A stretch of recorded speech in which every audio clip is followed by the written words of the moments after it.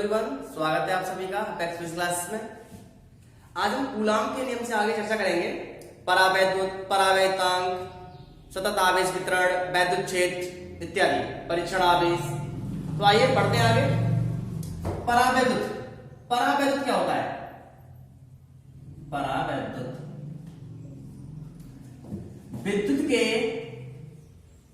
विद्युत के कुचालक पदार्थ को परावैद्युत कहते हैं। परावैद्युत कहते हैं। ध्यान दें, विद्युत के कुचालक पदार्थ को परावैद्युत कहते हैं। जैसे मोम, कागज, लकड़ी का बुरादा इत्यादि, ये सभी आपके परावैद्युत पदार्थ हैं, यानी कुचालक पदार्थ हैं। तो परावैद्युत क्या होता है? विद्युत के कुचालक पदार्थ को परावैद्युत कहते हैं। नेक्स्ट, परावैतांक। परावैद्युतांक, परावैतांक क्या होता है? निर्वात में रखे दो आवेशों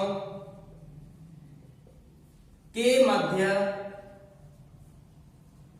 लगने वाले बल F तथा माध्यम में रखे दो आवेशों के मध्य लगने वाले बल Fm मीडियम के अनुपात को परावैद्युतांक, माध्यम का परावैद्युतांक कहते हैं। इसे K से व्यक्त करते हैं।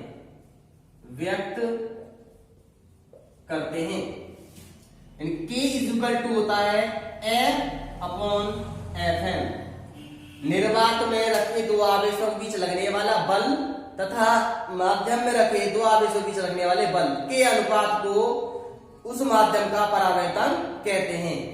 आगे आपका इसी में ये परिभाषा अलावा एक और परिभाषा है, निर्वात की वैद्युतशीलता। निर्वात की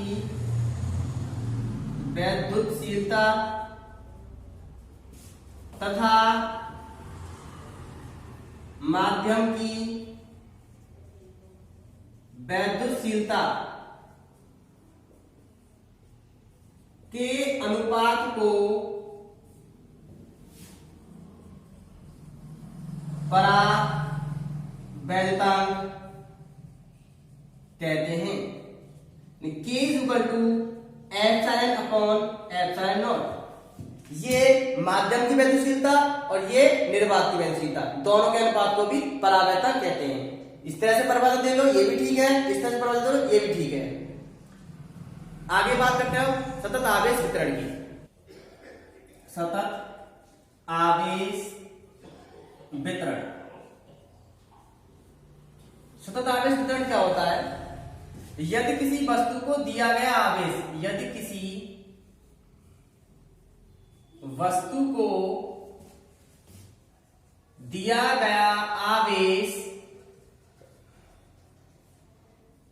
उसके आकार में समान रूप से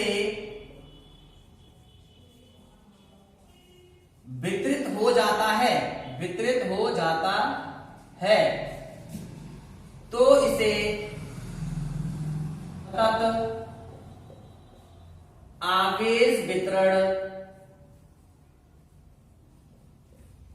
सतत आवेश वितरण कहते हैं।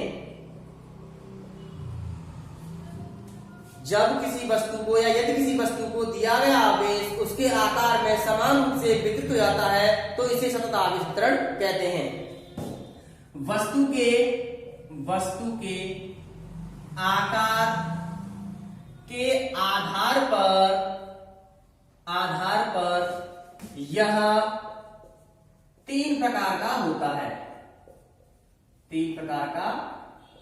है। वस्तु के आधार पर हम सतत आवेश वितरण को तीन भागों में बांट सकते हैं। पहला रेखीय आवेश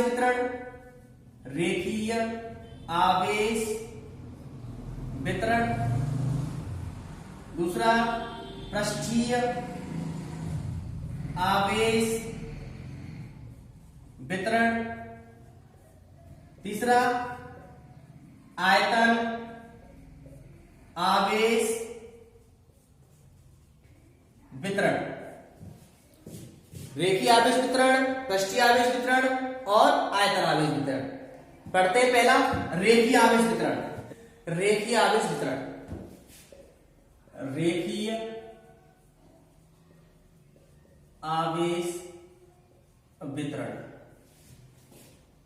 जब किसी वस्तु को दिया गया आवेश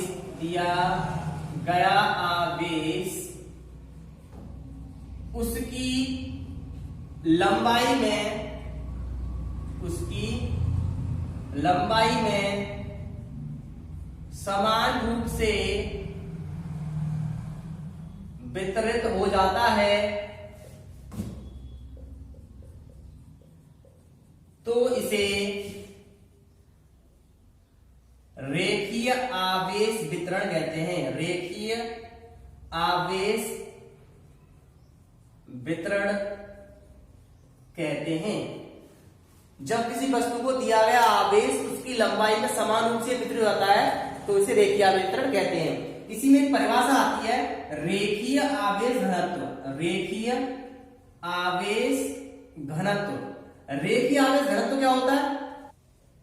किसी पतली छड़ अथवा तार को दिया गया आवेश तथा उसकी लंबाई के अनुपात को रेखीय आवेश घनत्व कहते हैं। रेखीय आवेश घनत्व कहते हैं। इसे लैम्डा बोला जाता है। ऐसे लैम्डा से प्रदर्शित करते हैं। लैम्डा इक्वल टू होता है Q/L। किसी पतली छड़ अथवा तार को दिया गया आवेश और उसकी लंबाई दोनों के अनुपात को रेखीय आवेश कहते हैं। जैसे कोई पतली छड़ है, ये है, इस पे आवेश मैंने Q आवेश दे दिया तो इस छड़ को दिया गया आवेश Q और इसकी लंबाई के अनुपात को L लंबाई इसकी दोनों के अनुपात को रेखीय आवेश घनत्व कहते हैं। इसे लैम्डा से व्यक्त करते हैं। लैम्डा बराबर होता है Q/L। आगे बढ़ते हैं। पृष्ठीय आवेश वितरण। पृष्ठीय आवेश वितरण क्या होता है? जब किसी वस्तु को दिया गया आवेश उसके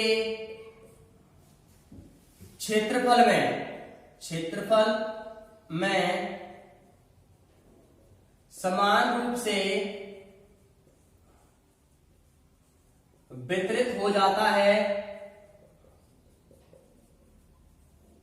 तो इसे पृष्ठीय आवेश वितरण कहते हैं। जब किसी वस्तु को दिया गया आवेश उसके क्षेत्रफल में समान रूप से वितरित हो जाता है तो इसे पृष्ठीय आवेश वितरण कहते हैं। आगे पृष्ठीय आवेश घनत्व। किसी पतली चादर अथवा पृष्ठ पर आवेश तथा उसके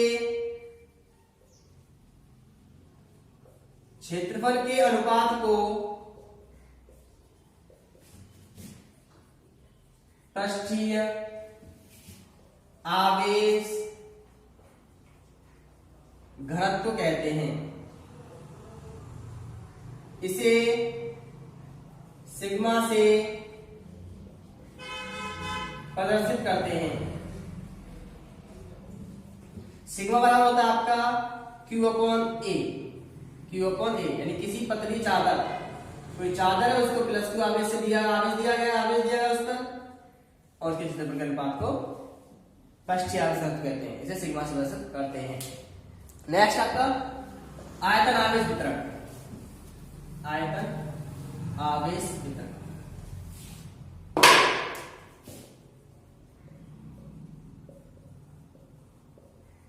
आयतन आवेश वितरण क्या होता है?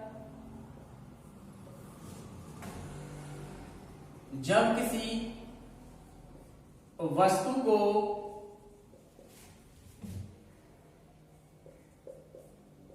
दिया गया आवेश, उसके आयतन में समान रूप से वितरित हो जाता है,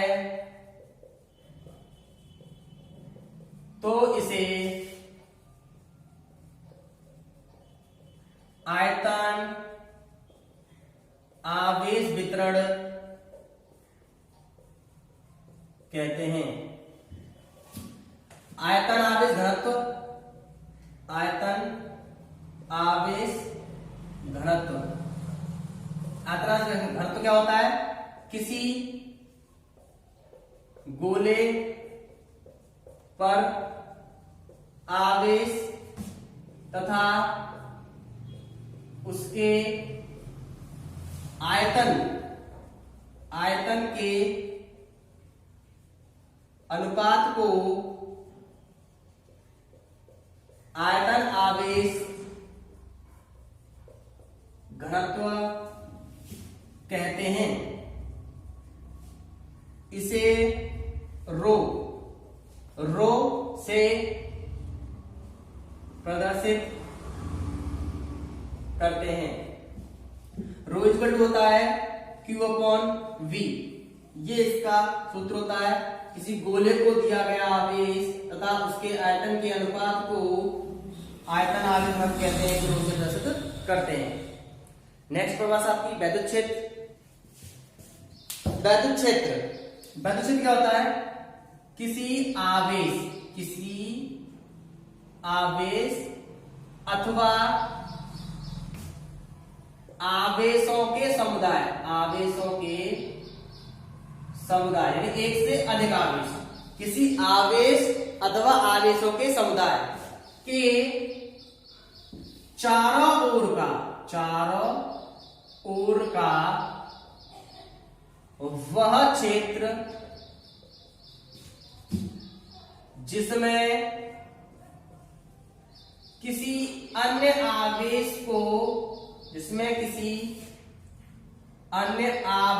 को लाने पर उस पर आकर्षण अथवा प्रतिकर्षण का बल लगता है, वैद्युत क्षेत्र कहलाता है। वैद्युत क्षेत्र कहलाता है। फिर से पढ़ लो परिभाषा। किसी आवेश अथवा आवेशों के समुदाय के चारों ओर का वह क्षेत्र जिसमें किसी अन्य आवेश को लाने पर उस पर आकर्षण अथवा प्रतिकर्षण का बल लगता है, वैद्युत क्षेत्र कहलाता है। वैद्युत क्षेत्र को वैद्युत बल रेखाओं वैद्युत बल रेखाओं द्वारा प्रदर्शित करते हैं। वैद्युत क्षेत्र को विद्युत बल रेखाओं द्वारा प्रदर्शित करते हैं।